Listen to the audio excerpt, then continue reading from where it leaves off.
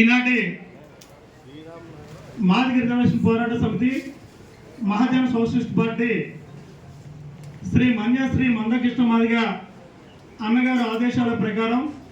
ఈ ఆంధ్రప్రదేశ్లో ఎన్డీఏ భాగస్వామి అయినటువంటి బీజేపీ, టీడీపీ, జనసేనకి మద్దతు తెలియజేయమని అన్నగారు ఆదేశాల ప్రకారం మేము మాదిగ రిజర్వేషన్ పోరాట సమితి ఎంఎస్పి ఏలూరు 18 మాదిగ పల్లెల్లో ఉన్నటువంటి ముఖ్య నాయకులు ఈరోజు తెలుగుదేశం అభ్యర్థి గౌరవనీయులైన బడేటి చంటి గారి అన్న నాయకత్వంలో మేమందరం కూడా ఆయన వెన్నంటి ఉంటూ తెలుగుదేశంలో కార్యకర్తల కన్నా 100 రెట్లుగా మేము కష్టించి పనిచేసి అన్నగారిని అత్యధిక మేము ఓట్లు మెజార్టీతో గెలిపించడానికి మాదిగ సామాజిక వర్గం కాకుండా రెల్లి, మాల సామాజిక వర్గం దళితుల పక్షపాతి ఎవరైనా ఉన్నారంటే స్వర్గీయ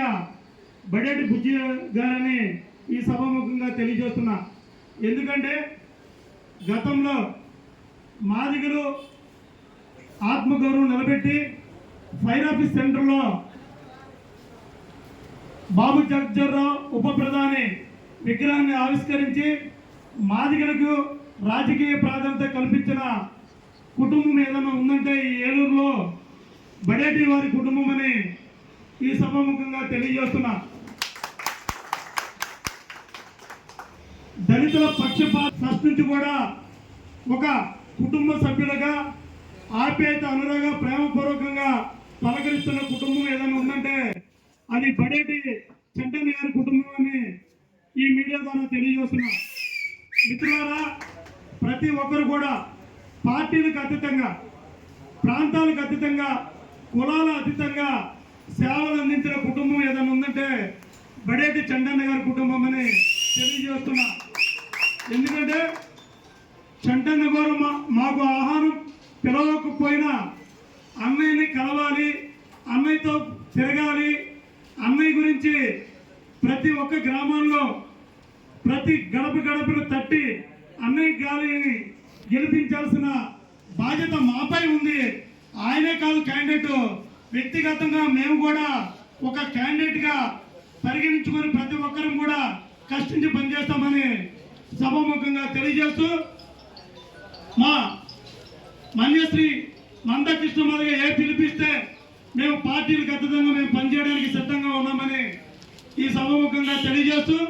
ఈ అవకాశం ఇచ్చినటువంటి మా ఇన్ఛార్జి బయ్యారపు రాజేశ్వరరావు గారికి మా ప్రత్యేకమైన కృతజ్ఞతలు తెలియజేస్తూ అన్నయ్య గారిని మరొకసారి, బడేటి బుజ్జన్న గారిని మరొకసారి చంటన్న గారిని గెలిపించే విధంగా మేమందరం కూడా కృషి చేస్తామని మేము మాదిగ రెల్లి గ్రామాల్లో ఒక కమిటీ కింద ఏర్పాటు చేసి ముక్త కంఠంతో దళిత ఓట్లు బడేటి కుటుంబం, బడేటి చండన్న కోసం, గెలుపు కోసం కృషి చేస్తామని మరొకసారి తెలియజేస్తూ ఈ అవకాశం ఇస్తున్నటువంటి పెద్దలకి నా హృదయపూర్వక కృతజ్ఞత, ధన్యవాదాలు తెలియజేస్తున్నా.